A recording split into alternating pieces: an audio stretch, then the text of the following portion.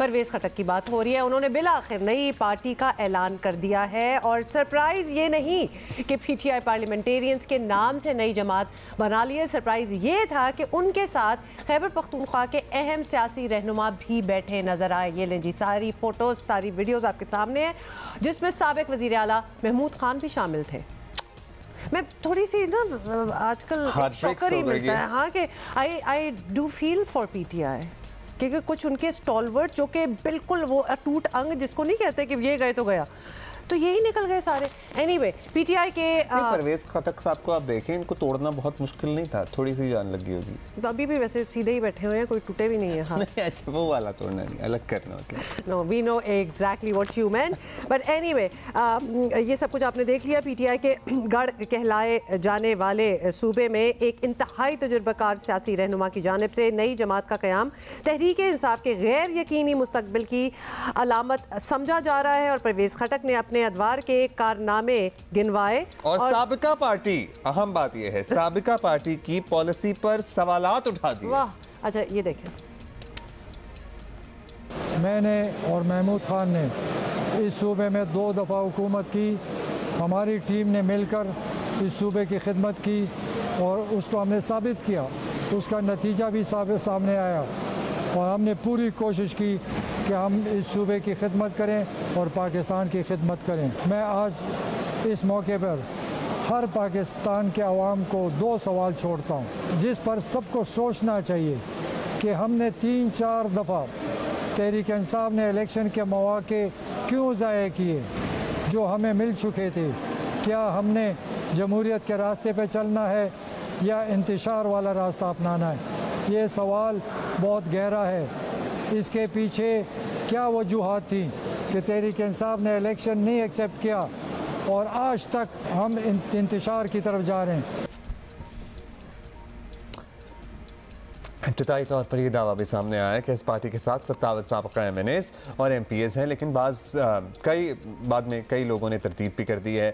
अब भी 23 के करीब लोग तो हैं जो खटक साहब के साथ हैं।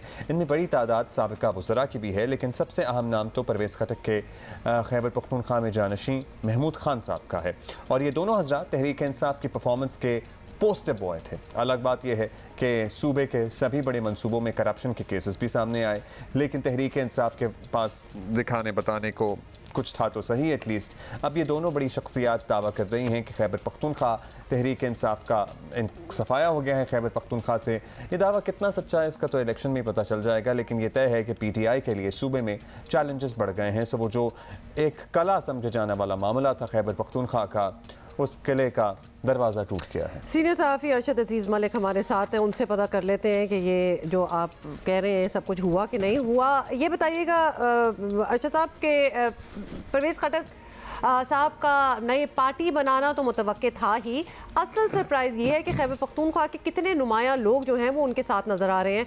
तो क्या नई जमात की जानिब से सूबे में तहरीक इंसाफ का सफाया होने का दावा दुरुस्त समझा जाए या फिर इसको आप किस तरह एक्सप्लेन करेंगे?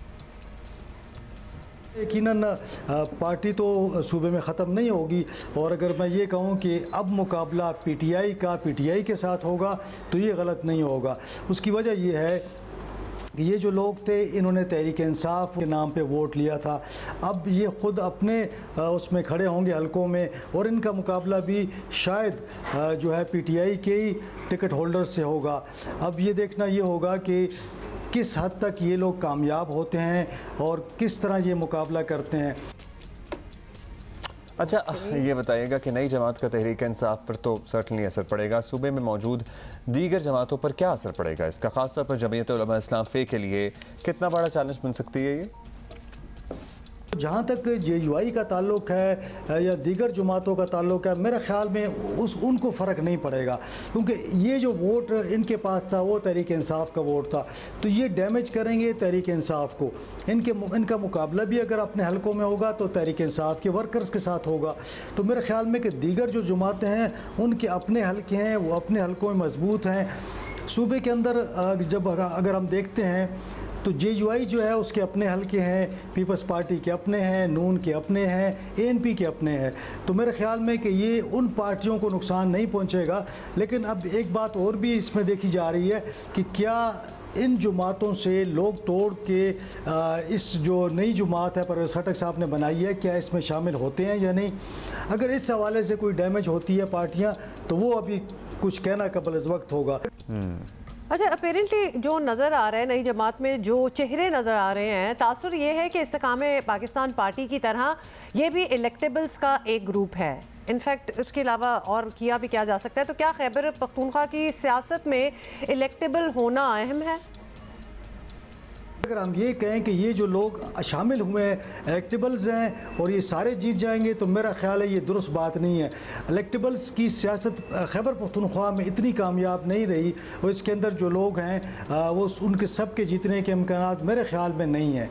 लेकिन बहरहाल चूँकि टाइम बहुत ज़्यादा है इसके दौरान और पाकिस्तान में हालात बदलते हुए टाइम नहीं लगता, यकीनन जो 9 मई का वाक़या था और 10 मई का पेशावर में और पूरे सूबे में फिर पूरे पाकिस्तान में जो वाक़यात थे, उनकी वजह से तहरीक इंसाफ पे जो बोझ आया है ये लोग उसको उठाने के काबिल नहीं रहे। तो अब ये देखना पड़ेगा कि ऐसे वो कौन से लोग हैं जो कि तहरीक इंसाफ का टिकट लेते हैं, तो ये भी एक इम्तिहान होगा।